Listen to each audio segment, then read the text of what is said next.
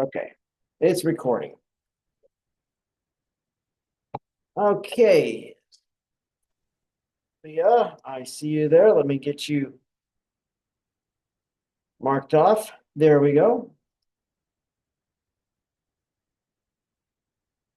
Okay, so this is week 13. That means we've got week 14, 15, and 16. After this week, we got 3 weeks left. Okay, now is not the time to be worried about all the assignments that you didn't turn in. You should have been worried about that weeks ago.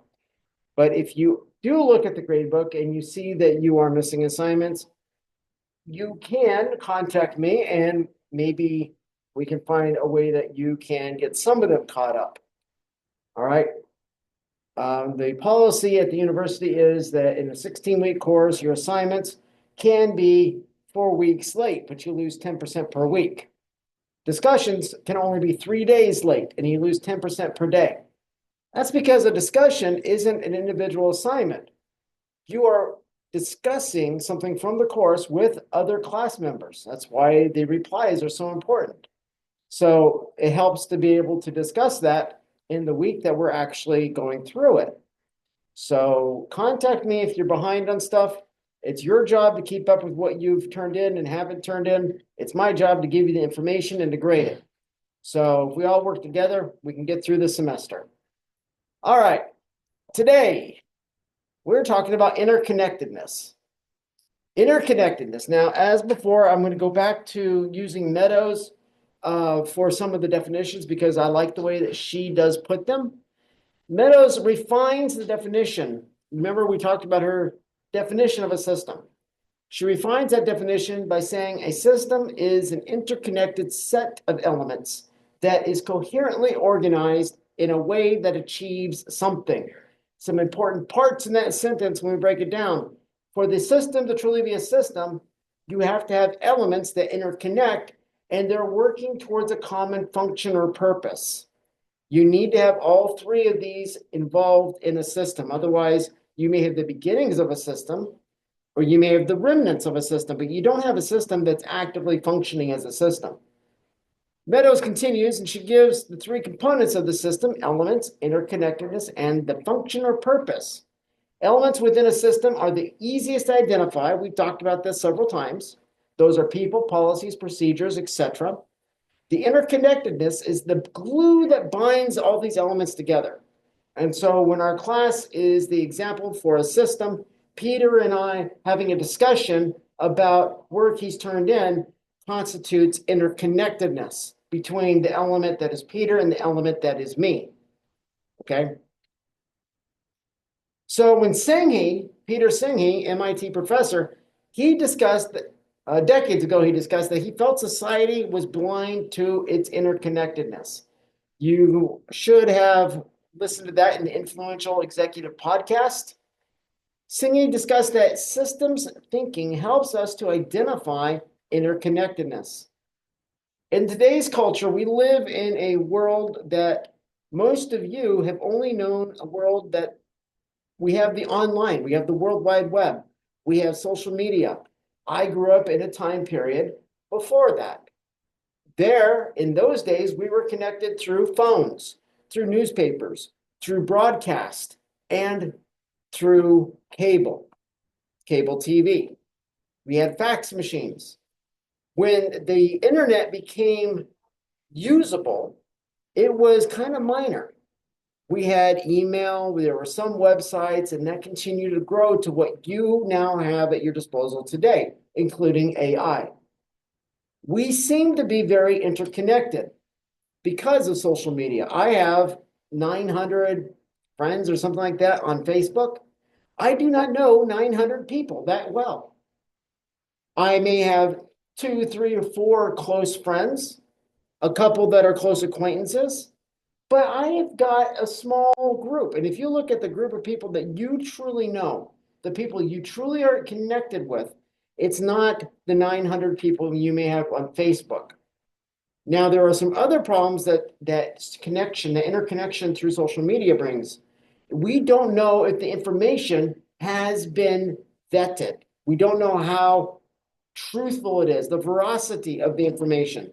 So we, as the digester of the information, need to check its veracity. And we do that by looking at multiple sources to see if they say the same thing. We want, if it's news, I look at the conservative media, I look at the liberal media, I look at independent media, because I want to see across the spectrum, what are people saying? Then I'm able to make my decision if that piece of information on Facebook is true or not. The same thing applies to literally any information you're getting on social media. We seem to be interconnected, but it's a weak connection. Now, I'm not going to go into things. We talked about pokenomics before. We talked about depression being caused by social media. We've talked about that. We don't need to talk about that again, but just remember that it's there. Sometimes in systems, or all the times in systems, if you remember systems identity theory, Tafel et al. In 1971, we get part of our personal identity through the systems, plural, we are a part of. Each person belongs to between 5 and 7 systems, some more, some a little less. You have your family, your close family, like your spouse and your kids. Then you got your extended family. And then you're going to have your church group or social groups you belong to. You're going to have your best friends group. You're going to have your acquaintances. And these are all groups you belong to. And part of your identity comes from each of these groups. And that's very normal. But it leaves the question, how much of my identity truly is my own? And that's going to be different for each of us. It depends on how much we allow these groups to control us. And so when we look at the interconnectedness, we're looking at the control that other elements have over our identity. We look at the communication between the elements. We look at, when we're looking at policies and procedures, does one policy interact with these procedures or these other policies? Is there some crossover between them? Do they rely on something that's common? That's the interconnection between non-human elements. So you have an article this week by Tate. It's a case study, Why Am I Surrounded by Idiots? Tate mentions that individuals tend to be able to see things outside their zone or their system. They tend to be blind to issues that are in here, either within themselves or happening in the space between them and others. And so in the systems you are a part of, normally you are going to be blind to that system and numerous aspects of that system, unless you learn the skills I'm teaching you this semester, and you're able to view that system, even though you're a part of it, as a disinterested third-party observer. In this case study by Tate, there was a CEO, and the CEO shifted blame from himself outward to others. Okay, that is a type of interconnection. Now, it's very negative. As we remember from Clark, we don't want to be feeling guilt or sending out blame to others. So we don't want to have guilt in ourselves, and we don't want blame out towards others if we're trying to have a psychologically safe team or system. Tate also pointed out that there is a relational component to leadership, which both the elements, meaning people, need to demonstrate. Remember that in these relationships, in these systems, the leader-member exchange is going to be extremely important. I need to have that leader-member exchange relationship with Marianne, with Crystal, Leah, Xander, Peter. I need with each one of you, and then also with the group as a whole. So when you're the leader, you have got a number of relationships that you need to cultivate in that system. And as I mentioned last week and back in week 3, leader-member exchange theory reveals that the quality of the established leader-team member relationship impacts the overall outcome. This deals with sense-making. Sense-making is how we look at how system members perceive and understand facts, events, and behaviors. And that perception is often driven by the social norms within that system. These social norms come from the informal or the formal codes of conduct for that system. Every system has a code of conduct. You with your friends or you at the church, there's a code of conduct. Here at the school, you have a student handbook that dictates that code of conduct. With your friends, you don't have a handbook, but you do have an informal, unspoken set of rules. Tate, and continuing with the article by Tate, he discussed the article. No, this is actually Maslin and Albion. I apologize. So back to the article by Maslin and Albion. You had this provided in materials last week. There are two types of relationships: low quality LMX relationships and high quality LMX relationships. Remember, LMX stands for leader member exchange. The low quality LMX relationships can develop into high quality LMX relationships as long as the leader takes the effort, the first steps, and continues to work on it in bringing the necessary effort into that relationship to make it sustainable. So if you're a leader, it is your responsibility to reach out to the people in your system, on your team. Maslin and Albion pointed out that each person in a dyad, remember the didactic relationships, and that means that there are two parties involved, that both of these individuals must see the other making an effort to build the relationship. If Peter doesn't see me trying to build that relationship, that rapport, then why is he going to contribute to it? And remember, in the system that is the class, the professor is the leader. So as the leader, it is incumbent upon me to reach out to Peter, to each of you. And I try to. Some of you I never have seen in person. Peter is usually here every Monday for class. So the interaction with him kind of has happened automatically. Xander, I've run into Xander at the gym. Okay, and some of you have had in other classes. So there is a relationship between us, but I am the one that carries the weight of making sure that I enter into that relationship, that I pour into that relationship. Then you become responsible for your contribution. Now, I hope you can see how everything that we've been discussing through the last 12 weeks is coalescing now, whether it was psychological safety, as we learned through Clark, or if it is systems thinking, as we're learning through Oshri and Singhi. It all relates together. Back to the article by Tate, Tate echoes this sentiment when he writes, it, meaning the relationship, is a product of both of them acting together. That is, it springs from the nature and quality of the connection that they experience in the relationship. The quality of that connection, that is the quality of the interconnectedness between two elements. Tate further noted that this kind of relationship is classified as emergent. Now, let's take a quick aside here. Emergent is something that emerges out of something else, usually due to some form of internal or external pressures. In our class, the system that is our class, the assignments serve as a pressure. Because of that pressure, you begin to interact more with me and I with you.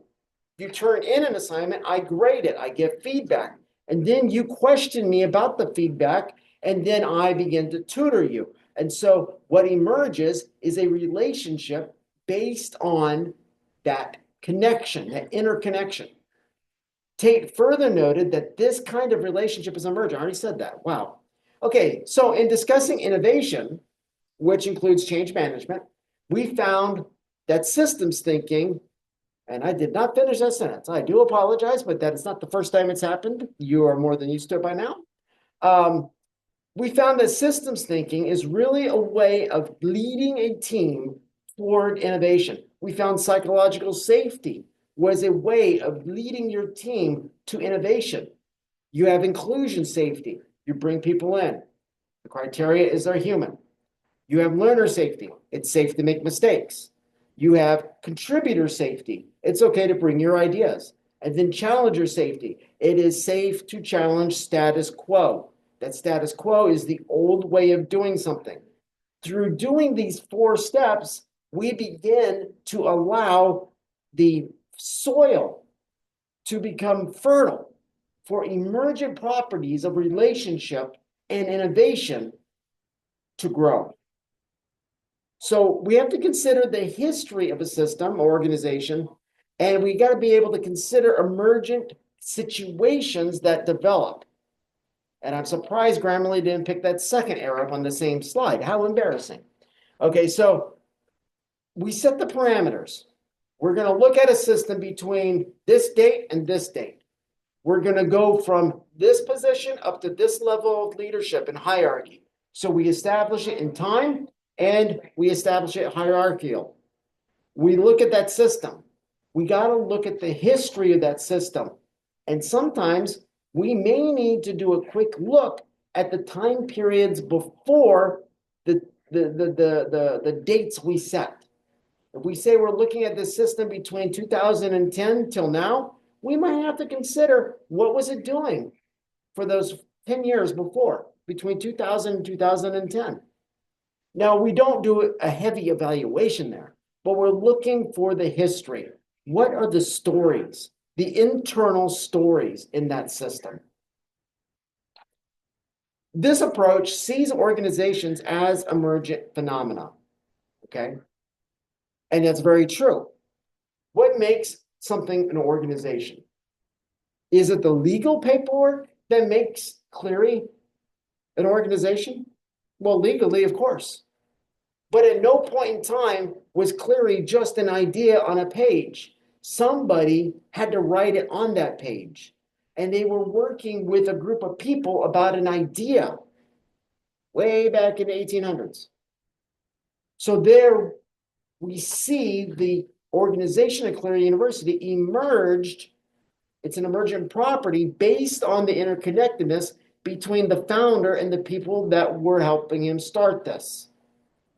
It went from just an idea they had to something on paper to a physical reality. In this model, the managers create the correct context for individuals, the elements or nodes, to produce the desired outcome by organizing themselves. And this serves as the inputs into that system. So this case study, Why Am I Surrounded by Idiots? Tate mentions that the manufacturer in that case study was experiencing uncomfortable relationships in its management team back in the UK. The authors continued and mentioned that the company needed to establish what is considered fresh think, instead of remaining stuck in groupthink. Now, we've talked a little bit about groupthink. Groupthink is dangerous. It leads to self-censorship, it leads to people feeling ostracized, and it is 100% based on the negative aspects of social identity theory and social exchange theory. People don't feel like they're in the correct group. They're stuck in the others. And because they're now in the others category, their opinion doesn't matter. So they go along with what the group thinks. Fresh think is when we break the status quo, we challenge the status quo, and each person's perspective becomes valuable. Now, team cohesiveness is not the same thing as team safety. Team safety requires those 4 stages of psychological safety to be in place. Team cohesiveness just means you got a group of people and they're going to just go with consensus, with groupthink. Edmondson pointed out that team cohesiveness leads to groupthink. Absolutely. Groupthink is this monstrous parasite that will suck the vitality and suck the life out of a team. It will remove creativity. It will squash innovation. And what you will have is an organization doing the same thing over and over and over, getting the same ineffective results. If you want something new, you have to try a new approach. And in week 2, in discussing psychological safety, Clark equated teams built with too much internal job-related diversity to groupthink. Remember, we talked about how Clark wasn't saying not to have a diverse team, meaning people from different cultures and ethnicities and different genders. No, no, no, no. He's saying don't have a group of just all engineers if the project you're working on is something outside of just an engineering project. Get other perspectives in there, but make sure that each person coming in has got a specialization that will make their contribution worthwhile. If we're discussing how to improve medical procedures at the hospital, we're not going to include the janitorial staff. But if we want to talk about how to improve physical safety, we're going to include the janitorial staff because a wet floor is an unsafe floor. So we need them there. So make sure the people that are brought in to your team are essential and vital. Groupthink can be avoided using systems thinking. Using systems thinking, groupthink can be subverted by doing the work required to engage in systems thinking, meaning you're evaluating through analysis each element.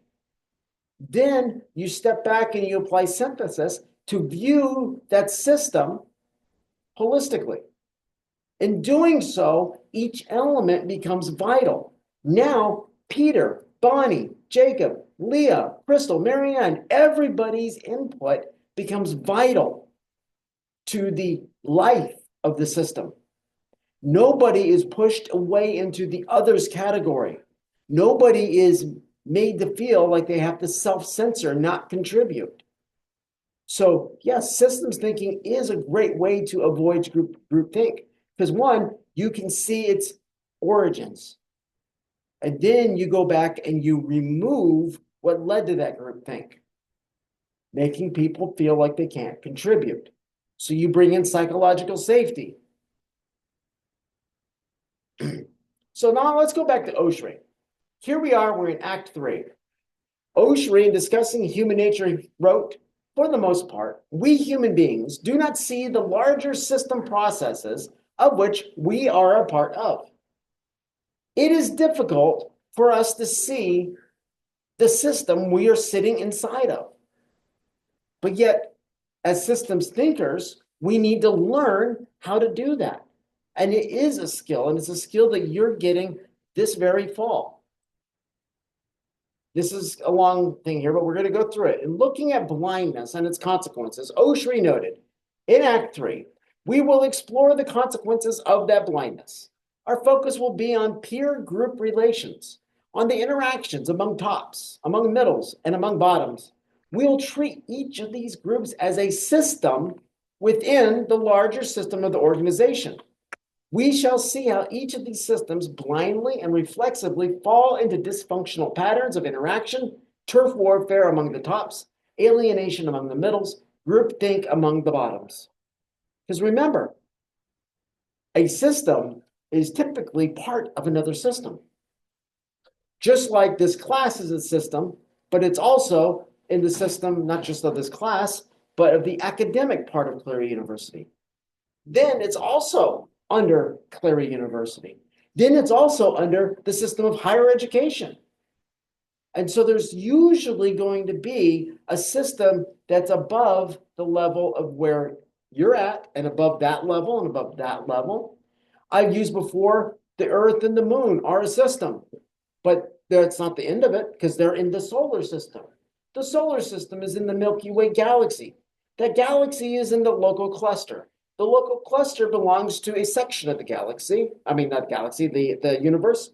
And then all these galaxies come together to make the universe. And if you adhere to the multiverse theory, this universe is just one of many other multiverses, meaning it's just a system among other systems. What's past that? Who knows? So that's why it's very important to establish the parameters as far as time and the hierarchy of the system that you are currently evaluating so that you know when to start and stop your analysis and synthesis. Oshri pointed out his intention, which is to transform system life. So let's consider turf warfare, alienation, and groupthink. Tops can become very territorial in their zone within the system. Middles can begin to feel alienated within the system and even see other middles as competition. Remember we talked about the middles? The bottoms come to them for resources. They don't have them. They have to go to the tops to get the resources to bring back to the bottoms. They're in this constant tug of war. They feel torn all the time. They're stuck. Okay? The bottoms, they can feel a form of cohesive coalition. They can form a cohesive coalition and fall in the group think. Think about unions. Unions are not necessarily bad, but this is kind of a form of what we're talking about.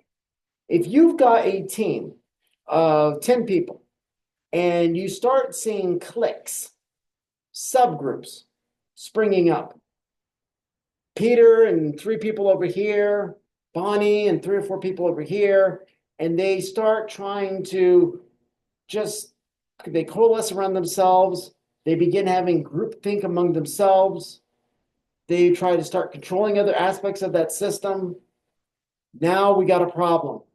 So we got to be careful about that cohesiveness.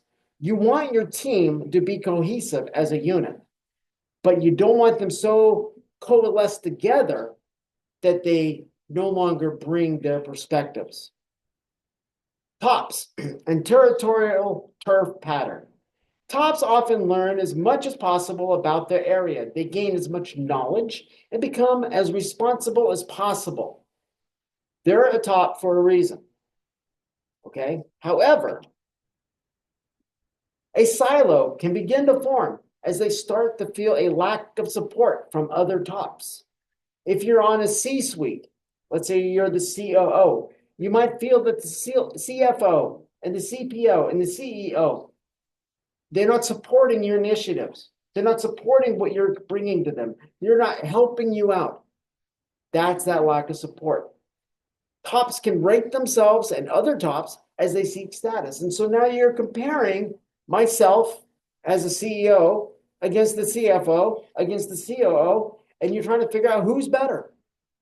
You want to stand out as being the superior C-suite top individual. But that's not right. The tops, they're a team. They should function as a team instead of trying to gain that status. Tops can come to feel resentment when they feel that other tops do not contribute as much as they do. They can enter control battles over the mission and vision of the system. This is a problem because now we've got people promoting their own selfish agenda as opposed to the agenda of the organization, which you find in the mission and vision statements.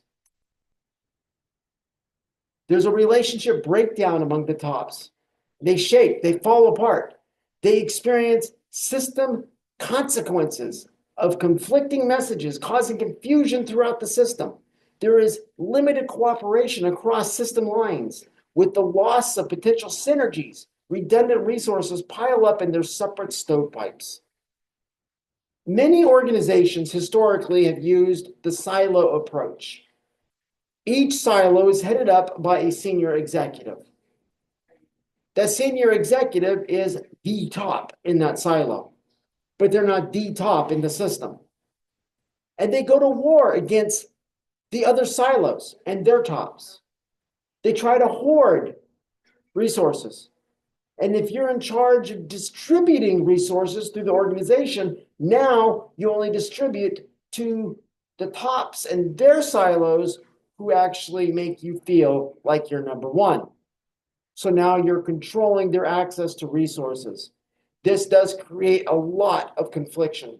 The conflicting message is, if you're not in agreement with this senior leader, then you're not going to have access to resources. You're not going to have support. People stop working together. So a solution is a cross-functional or matrix style of structure, organizational structure, in which people from the different departments are free to communicate amongst themselves, to share ideas. And this brings in cross-functional teams. Teams made up of people from throughout the organization, working on the common goal as opposed to working on the goal of their silo and their silo's leader. The middles. What do the middles experience? Well,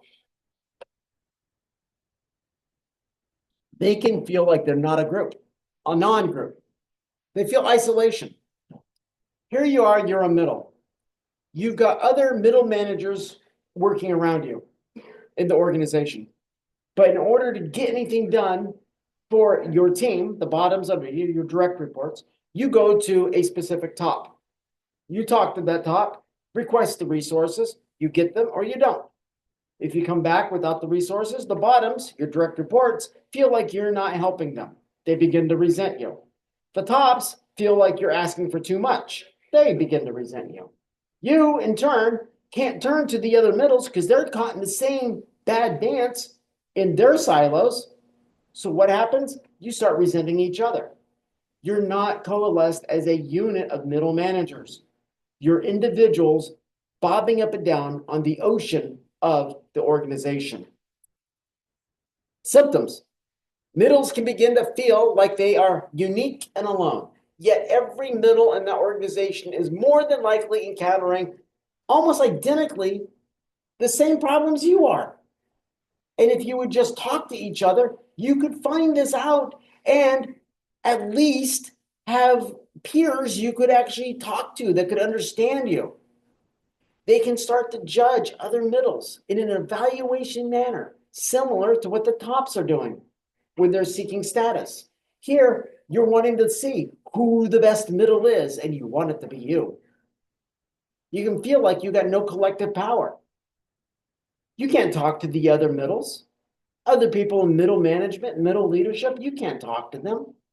You can't go as a group to the C-suite, to the tops, and say, listen, we need resources equally distributed. You don't have a collective power base. And so middles begin to feel disinterested. They don't want to be working at that job. They hate going to work. You're going to lose those people. They're going to go to other organizations. And they're probably wanting to find an organization where they will be appreciated and used, not in a bad way, but in a way that applies their skills and their abilities so that they can feel the reward of accomplishing something. Middles with the alienation pattern, let's continue. Here begin the system consequences. As the middles feel there is uneven treatment across groups, duplication of effort, lack of coordination, loss of potential synergies, inconsistent information coming down from the tops, and inconsistent execution of the tops initiatives. Communication breaks down. In an organization, communication needs to be bi-directional. It needs to come from the top to the bottom and from the bottom to the top. It needs to have feedback loops. Without that, you're going to be in this system consequence scenario. Efforts are going to be done. You're going to be reinventing the wheel every time you turn around. Instead of being able to go to another middle and say, how did you succeed in doing this? And learn from them so you don't have to reinvent the wheel. You're going to have to reinvent the wheel all the time. You're wasting time. You're not coordinated. And you're not able to properly execute the mission and vision that the tops have set for the organization. Oshry pointed out that even when we, meaning the middles, are together, it is as if our backs are turned to one another. So even when middle management does start coming together as a team, they still are adversarial towards one another. They're fighting against the others for the next promotion or pay raise. They're fighting for that recognition of being the best. To quote Oshry on the topic of alienation, he says, you think that the reason you don't integrate with one another is because of how you feel about one another. Why would I want to integrate with these people? In fact, it's just the other way around. You feel the way you do about one another because you don't integrate. And if you did integrate, you would feel very differently about one another. For those of you who have been on sports teams and have had the position of being team captain or some sort of leadership position, if the leaders on that team don't come together and work as a team, you're not going to be getting things done. you're going to feel like you don't want to be there. You're going to resent being in that position. But if you just integrate it together, maybe you find out you have a lot more similarities than differences. And that what you do have as differences actually are strengths, because it allows you to have different perspectives that you can bring to the table. What Oshri is talking about here is that we often have very negative feelings about other middles. And this often makes us think that there are no good reasons to come together with them. When instead, if we did come together, we find out the other person is just as alienated as we feel. They go home at night with the same stress on their shoulders. Now, will that remove the stress? Not really, but it will give you a support system to help to be able to navigate that stress, to work as a unit of middle managers to find a solution. When I was in the Army, you don't go to your first sergeant with a problem unless you've already got a possible solution. Does not mean that the first sergeant's going to take your solution.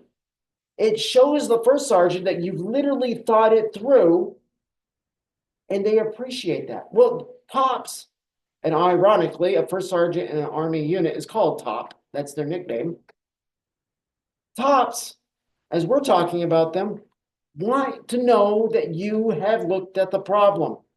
They want you to bring information to them so that they're not starting from nothing. Give them something to work from. But it's best to work as a team of middles. Oshri pointed out that a mutation in the middle zone is needed to break the cycle of alienation through better communication, sharing information, and coordinating with other middles. There are enough areas of competition between members of each group, but we should avoid this competition and learn to work as a unit. In organizational behavior class 4071, I teach about how to give rewards and punishments. You need to be in a system where you are rewarded for your efforts and punished for your lack of efforts versus being in competition with all the other managers for the reward. The reward should be available to all of these managers if they succeed in doing what they're supposed to do. Now, if it's a promotion to one position, that's different. You're not going to be able to promote all those managers, but you can use this as a, degrees of reward. There might be pay raises that they can get. There might be days off they can get. There might be other benefits in the organization they could receive that would be open to all the middle managers. And then the ones that over time showed to be the best would be considered for promotion. Now we turn our attention to the bottoms. Groupthink pattern. Bottoms begin to closely identify with each other. Remember, the bottoms, they feel like they're invisible. They feel vulnerable.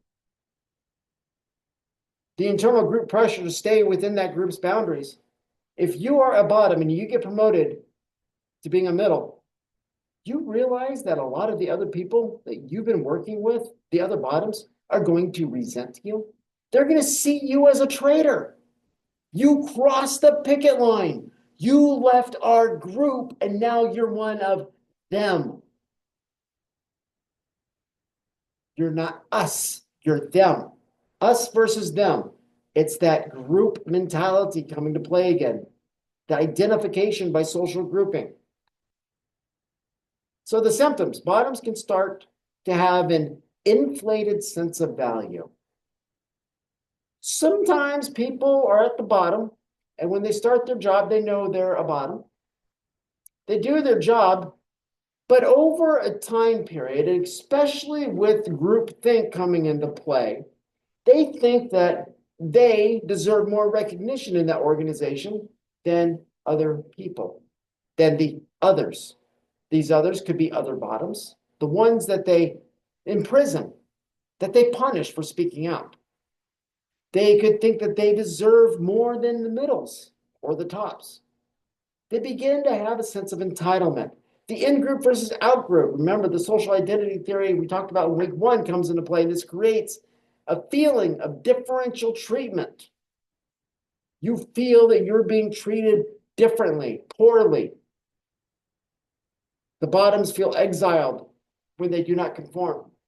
If we're a group of bottoms and Jacob and Peter decide to rebel against the group norm, and they give their perspectives, they give their insight, they give their creative ideas, now what do? We exile them. We make them feel like they belong in a corner. We make them self-censor.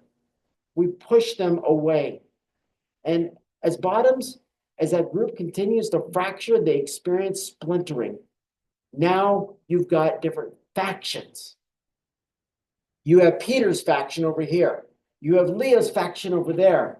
You have this person's faction over here. And they're all struggling to gain supremacy in the group of the bottoms and to be recognized by the organization.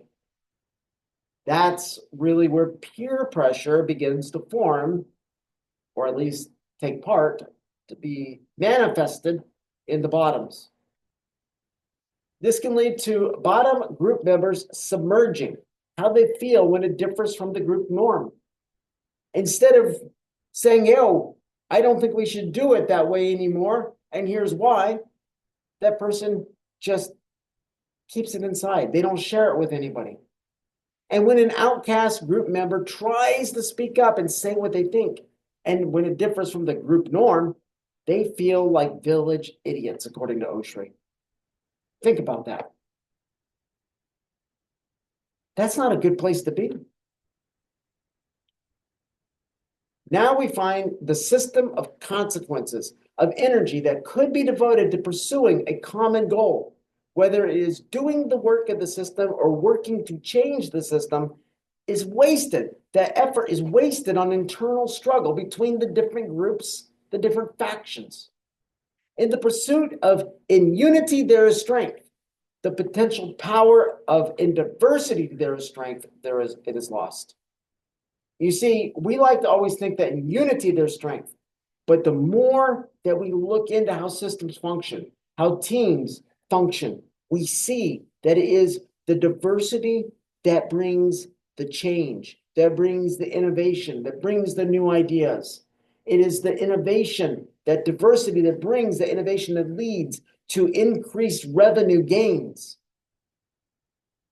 We have to leave that status quo behind us. The status quo is, hey, as a group, we're strong. Rather, hey, yes, as a group, and as a group with all different ideas, that is our strength. That is what it needs to be. You're unified as a group, but a unified group of diverse individuals with different perspectives, and each one is seen as being valid. That will lead to creativity. That will lead to innovation. Now let's talk about relationship breakdowns. And before we do, I'm going to check the time.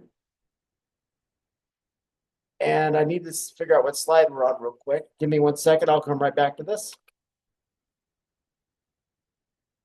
Okay, we can go through about another 5, 6 slides, I think. So let me open this back up. There we go. All right. This can lead to relationship breakdowns, okay? And this is explained as being due to personal differences between the group members. Individuals blame personality type differences. Well, I'm an MBTI. Well, I'm an ENTJ. Well, I'm a whatever. Well, I'm this, I'm that. It doesn't matter. We can't all be the same and get the job done. We need different people with different specializations, with different perspectives, with different skill levels to accomplish the task.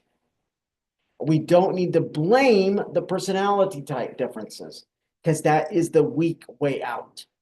It is essential to note that whenever a systemic breakdown occurs, whether in the top, middle, or bottom systems, the breakdown is most generally experienced as personal. People become offended. They become hurt. They become bitter. They complain about everyone else. It's personal. Betrayal is a pervasive feeling at this point. I've been betrayed by the others in my group. the other bottoms. I've been betrayed by the management, by the middles, by the tops. Osher gives advice for challenging this top zone of, he says, keep it simple. Differentiate with zest. Homogenize with zest. And let's break this down here.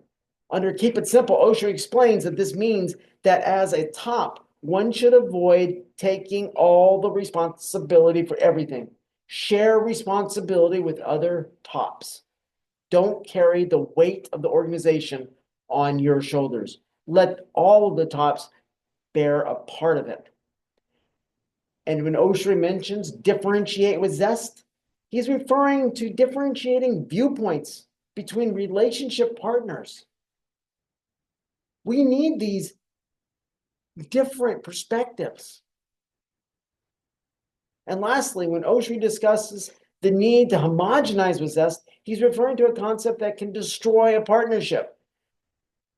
If we over-homogenize, meaning making everything the same, we have a problem. Now we don't have any differentiation.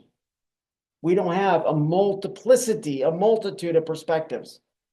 We have one vision, one perspective, one outlook, and that system is going to suffer and die. Vision. Find a mutually agreed upon vision for the relationship or partnership. Shared information. Osher refers to substantive, mutual, bidirectional communication, which we've talked about. Feedback loops need to be present. Mutual coaching. Here, Osher mentions getting to the place where both partners in the relationship can coach each other in a way that each individual sees the other's success as their own. Okay, so if there are several professors and we are hanging out, we're talking about how to approach a class. And one professor comes up with an idea and is able to succeed in doing it. And then they're noticed by the dean and everyone else, and they're applauded. Do I see that as also being my success? I should. Because we sat down in a group and discussed the problem. We thought of ways of interacting with this. It's just that other person, the other professor, implemented it and was able to be successful at it. I should applaud him or her. I should see that as a success for this group of professors that got together to talk. Mutual coaching. Interchangeability. This is where each partner learns to walk in the other's shoes. How can you be in a partnership if you're not empathetic toward the partner? What are they suffering? What weights are they carrying? What responsibilities are on their shoulders? Are they feeling betrayed? Should they feel betrayed? Joint task force. This is when you can enter into a new direction, not in your normal areas of responsibility. Make sure to partner with another person. So a joint task force takes people from within, all throughout the organization or through various other organizations, brings them together for a common goal. They have a purpose. When that purpose is fulfilled, the task force disbands. You need people with a vast array of specialties, with a vast array of years of experience. You need all kinds of people brought in. And you need to be able to share that responsibility with the others. Harmful dances. Osher discussed how there are multiple harmful dances and they can occur simultaneously within a system between multiple groups. You can have a harmful dance that affects the bottoms. You can have another harmful dance that affects the bottoms and the middles. You can have a harmful dance that affects the tops. All in all, that one system is going through multiple harmful dances, and it's impacting everybody in that system in one way or another. So, what can a middle do to create an effective team? Remember, the middles need to have two types of teams. A team that they create with other middles, and they need to maintain the team they have with their direct reports, the bottoms under them. They need to believe that it is possible to join with other middles as a team. They need to believe that it's possible to work with bottoms in a way where you can succeed. You need to develop a compelling collective mission for the middles. Every team should have a mission and a vision statement. Now, whereas an organization's mission and vision statement deals with the grand purpose over 3, 5, and 7 years, typically, a team might need to look at doing it at a smaller scale for time. It might be for a month, a quarter, in the year. But you need to have a vision. You need to have a mission. You got to know, why are you coming together as a group of middles?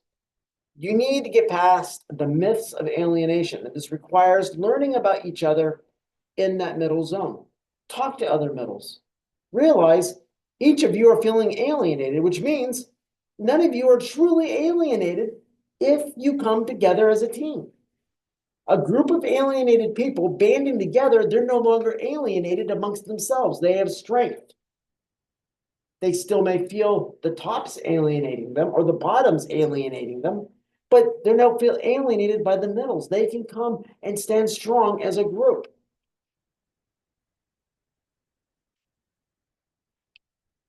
You have to support other middles as they work on the group's mission. Support other middles as they work on their projects or missions personally, and maybe not even related to the system. Take an interest in somebody's hobbies. Take an interest in their families. Take an interest in what they do in their off hours. Develop a real and authentic relationship. Meet regularly with them. Eat meals together. There's something about eating a meal together that will help a partnership grow. And you have to remember, alienation is an illusion of the middle space because you feel torn in two directions. You feel stuck in a silo. But in reality, if all the middles would just get together in one room and have some coffee and a bagel and talk, they would realize they're all very similar and they can come together as a group. So what can bottoms do to get past groupthink? Remember, our sight is limited and we tend to only notice the personalities of others instead of seeing the system. So instead of just being focused on the personalities of the elements in the system, we've got to learn to look past that. There is a social disease, a disorder of the we. Bottoms have a decision to make to be tough or gentle with them, meaning anyone not in their group. Now, bottoms, remember, can take that collectively as all bottoms against all tops and all middles, or they can take it as this subset of bottoms against the others in the bottoms and the middles and the tops. But you've got to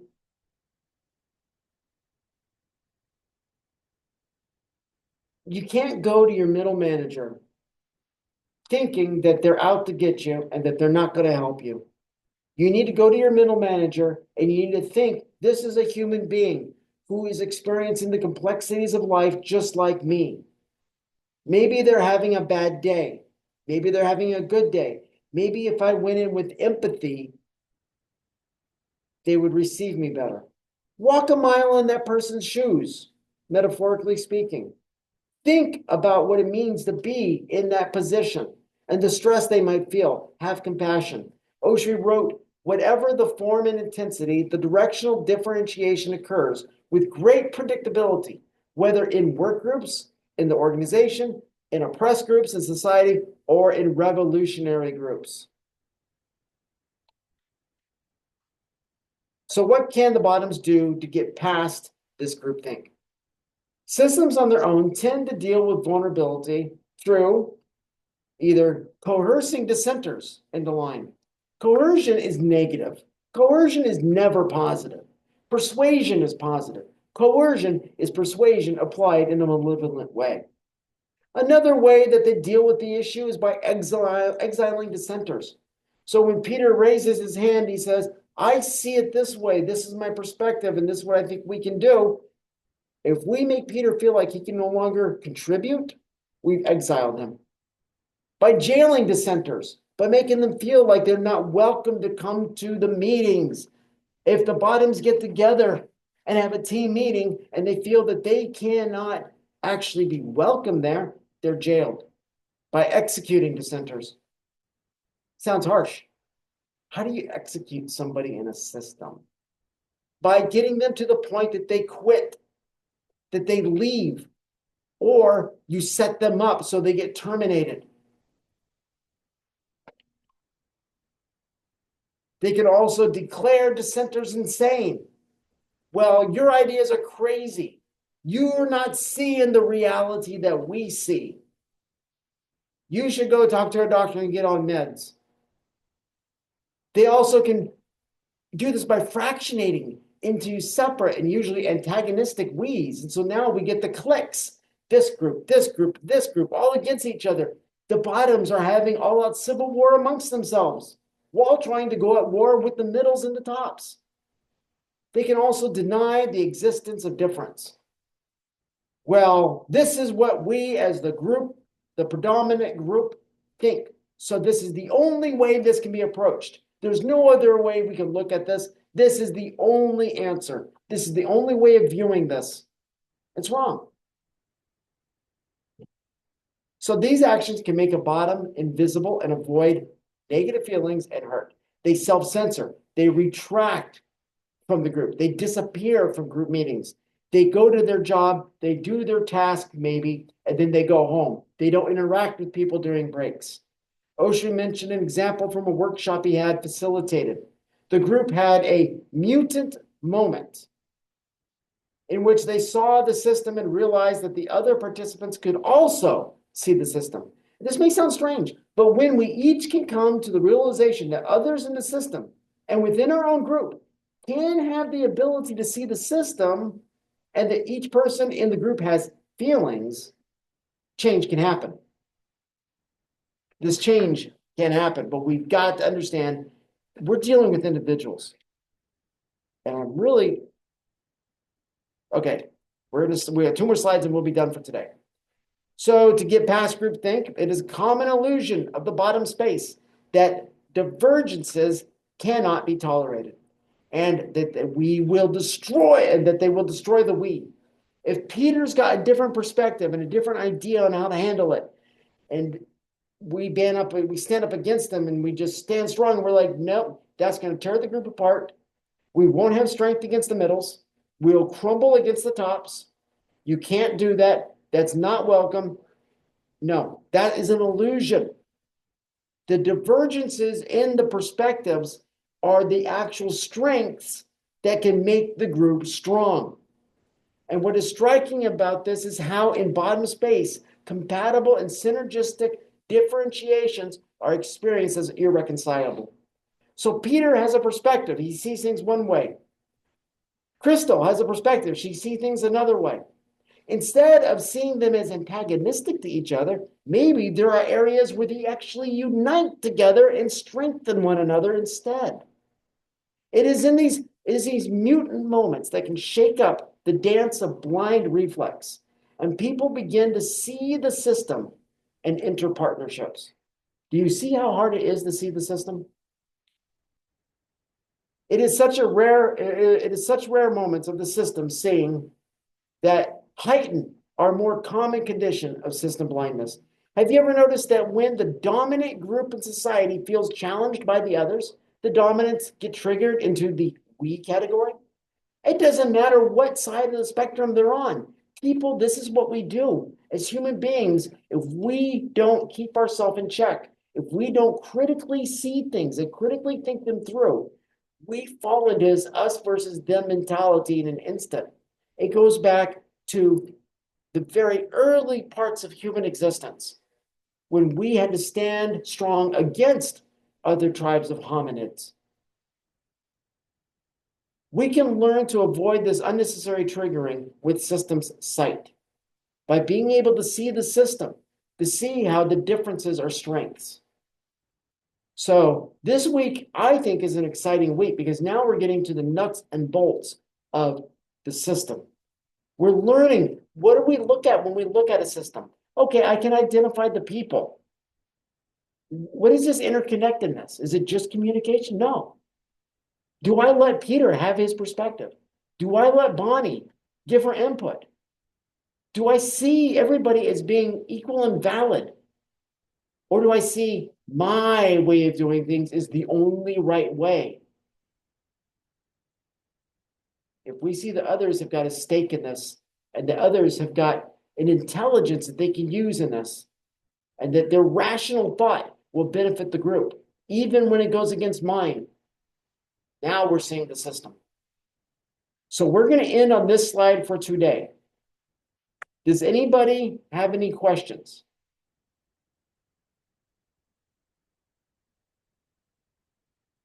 Okay, no worries. If you do, feel free to email me about them. And we will continue this on Wednesday on Zoom.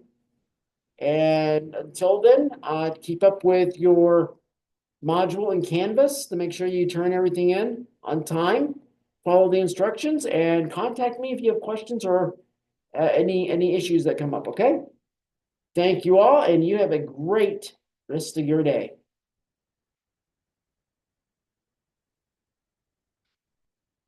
Class is now formally dismissed, folks. I'm ending the Zoom.